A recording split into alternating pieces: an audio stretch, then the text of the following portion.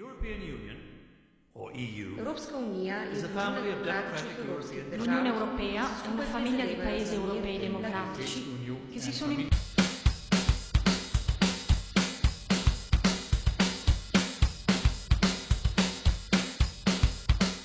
Being an interpreter is all about listening to ideas which are expressed in another language and then conveying those ideas in your own language, clearly, precisely and articulately, and preferably in a way which doesn't send the listener to sleep.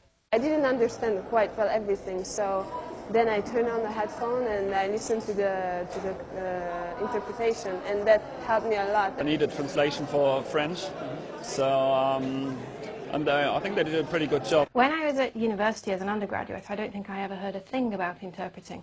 Before I knew anything about interpreting, I thought you had to be bilingual to be an interpreter. But I've subsequently discovered that you don't. Interpreting is open to anybody, really, who has talent when it comes to learning languages. If you want to become an interpreter, the first thing you have to know is that you have to be able to speak your own language very well. You have to be very articulate, in our case, in English. The second thing you'll need is a university degree. It doesn't have to be a degree in languages. It could be a degree in anything from archaeology to zoology. But you need a university degree. Obviously, if you want to be an interpreter, you need to know foreign languages. We ask for a minimum of 2 other languages than your own, which you know extremely well. You don't have to speak them perfectly, but you have to understand them very, very well. And last of all, you need to learn the skills and techniques of interpreting. And you can do that on a postgraduate course at a number of universities, both in the UK and elsewhere in Europe. On the skills side, you need to be interested in what's happening around you. You need to be interested in what's happening in the world, in current affairs.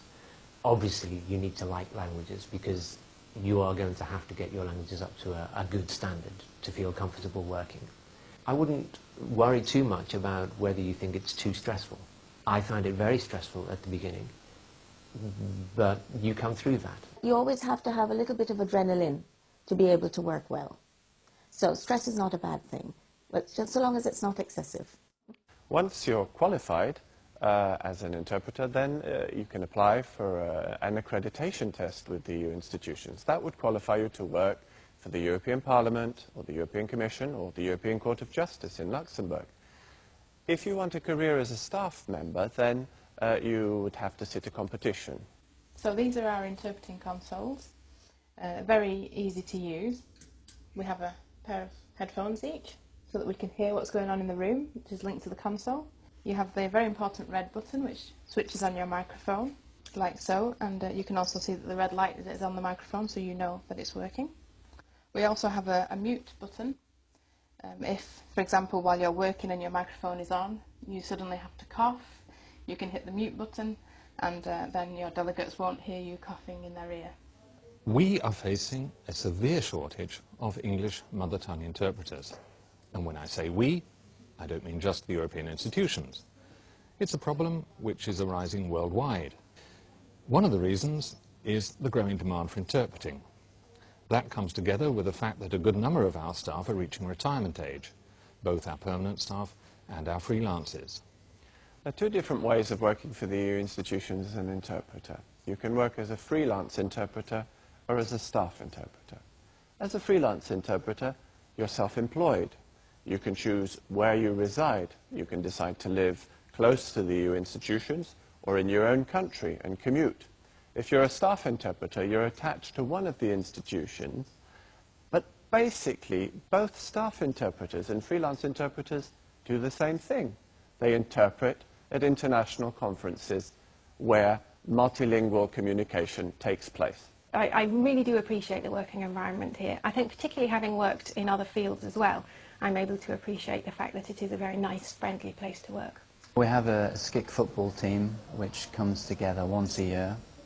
It's a bit of a makeshift outfit, but miraculously this year we managed to win the Schumann Trophy, which is the Commission's interdepartmental football tournament. I think many people have a negative image of Brussels before they see it. A lot of people assume that Brussels is quite an ugly city. It's a northern European city where it rains a lot. I like living in Brussels a lot.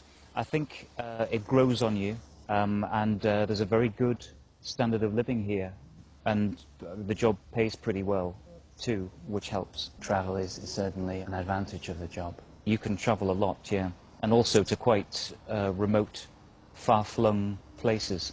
Sometimes it does seem strange to me if I think back that I am just a little girl from the north of England, and here I am working in the European Commission. When I first arrived here, I used to sit and even when I was already an interpreter myself, I used to sit and I'd see the interpreters in the other booths across the room, and I would sit there and I'd think, wow, interpreters. And then I'd have to pinch myself and say, yes, but people looking in think just the same thing about me. I still don't really believe it.